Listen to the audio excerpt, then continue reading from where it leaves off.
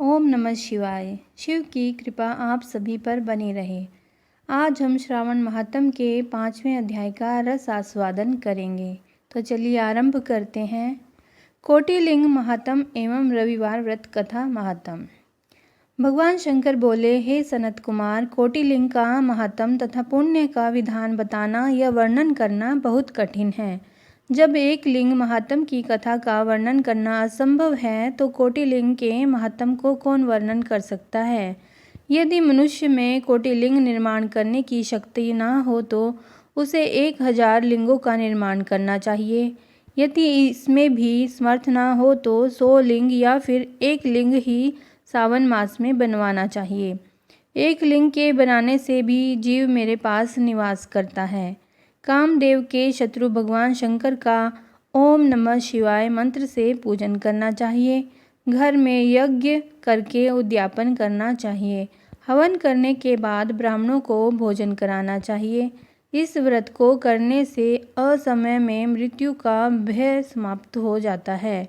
इस मास का व्रत बंध्यत्व का हरण करके संपूर्ण आपत्तियों को दूर करता है, रोग शोक संताप मिटाता है। जो प्राणी पंच अमृत से श्रावण मास में मेरा अभिषेक करता है वह इस शरीर को छोड़कर कैलाश में एक कल्प तक मेरे पास निवास करता है।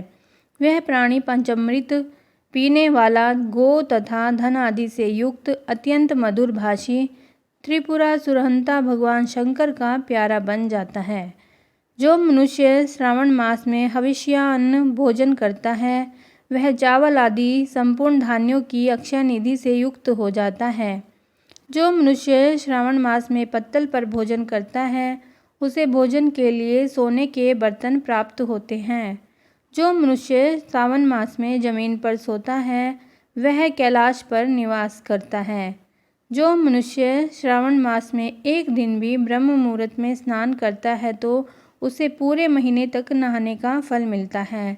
इस माह में जो मनुष्य जितेंद्रिय होता है उसे इंद्रिय जन्य बल की प्राप्ति होती है।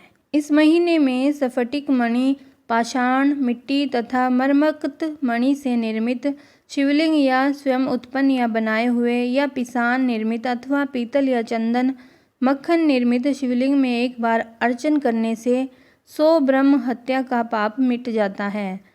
सूर्य ग्रहण, चंद्र ग्रहण या अन्य किसी सिद्ध क्षेत्र में लक्ष्य जप करने से जो सिद्धि प्राप्त होती है वह सिद्धि सावन मास में केवल एक बार जप करने से मिल सकती है। किसी दूसरे समय में किए गए नमस्कार तथा प्रदक्षिणा से जो 1000 बार में फल मिलता है वह फल श्रावण महीने में एक बार नमस्कार या प्रदक्षिणा करने से मिल जाता है।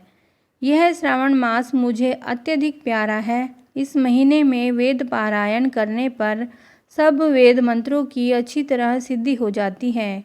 इस महीने का एक दिन भी बिना श्री सूक्त पाठ करके न बिताएं। इसको हर रोज करना चाहिए। जो इसको अर्थवाद मात्र कहता है वह मनुष्य नरक को प्राप्त होता है। मनुष्य को समिधा, चरु, तिल और घी से ब्रह्म यज्ञ करना चाहिए। धूप, गंध, पुष्प, नैवेद्य आदि के द्वारा अर्चना करनी चाहिए।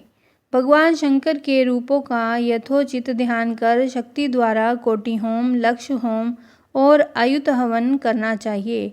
तिलों का व्याहृति मंत्रों द्वारा हवन करना चाहिए। इसी को गृह यज्ञ का नाम दिया गया है। हे सनत कुमार, अब मैं तुम्हें रविवार व्रत की कथा, महात्म विधि तथा पारायण को बताता हूँ। उसे ध्यानपूर्वक सुनो। प्रतिष्ठानपुर में एक गरीब ब्राह्मण रहता था। उसका नाम सुकर्मा था। वह भिक्षा मांगकर गुजारा करता था। एक दिन वह एक गृहस्थ के घर में भिक्षा हेतु गया। वहाँ स्त्रियां रविवार का व्रत कर रही थी। उस ब्राह्मण भिक्षुक को देखकर उन स्त्रियों ने अर्चना सामग्री को ढक दिया। उधर ब्राह्मण के मन में अर्चन विधि जानने की इच्छा जागृत हुई। वह बोला, हे साध्वी महिलाओं, आप सबने इस व्रत की सामग्री को क्यों ढक दिया है? आप दयालु हैं, कृपा कर मुझे भी इस व्रत को करने की विधि बताएं। मैं अपनी दरिद्र अवस्था से बहुत दुखी हूँ। यह उत्तम व्रत श्रवण करके मैं भी इस व्रत को करना चाहता हूँ। इस व्रत के विधान तथा फल को मुझे भी बताइए। स्त्रियों ने कहा, हे ब्राह्मण देवता, यदि व्रत में उन्माद या प्रमाद अथवा विस्मरण, भक्तिहीनता या अनास्था करोगे तो यह व्रत निष्फल हो जाएगा। अतः इस व्रत को तुम्हें हम कैसे बता दें? ब्राह्मण बोला, मैं ऐसा नहीं करूँगा। उसकी ऐसी बात सुनकर उन महिलाओं में से एक प्रौढ़ महिला ने ब्राह्मण को उस व्रत की विधि बता दी।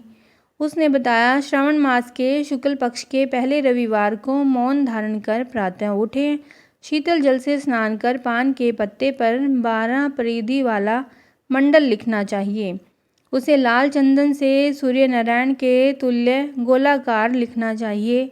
उस मंडल में संज्ञा नाम वाली स्त्री सहित सूर्य का लाल चंदन से पूजन करना चाहिए। घुटने जोड़कर जमीन पर बैठकर सूर्य के 12 मंडलों पर अलग अलग लाल चंदन से युक्त लावा तथा जपा पुष्प से युक्त अर्घ को श्रद्धा भक्ति से सूर्य नारायण को दें। अर्घ को रक्त, अक्षत, जपा पुष्प और उपचारों द्वारा युक्त करें। नारिकेल बीज और खांड से युक्त सूर्य के मंत्रों को कहकर नैवेद्य दें। सूर्य का 12 मंत्रों द्वारा स्तवन करें, 12 बार नमस्कार करें, 12 बार प्रदक्षिणा करें और 6 सूतों को एक में मिलाकर उसमें 6 ग्रंथि लगावें। उस सूत्र को सूर्य नारायण को अर्पण करके अपने गले में पहन लें। 12 प्रकार के फल का बायना ब्राह्मण को दें। कुपात्र को इस व्रत की विधि नहीं बतानी चाहिए।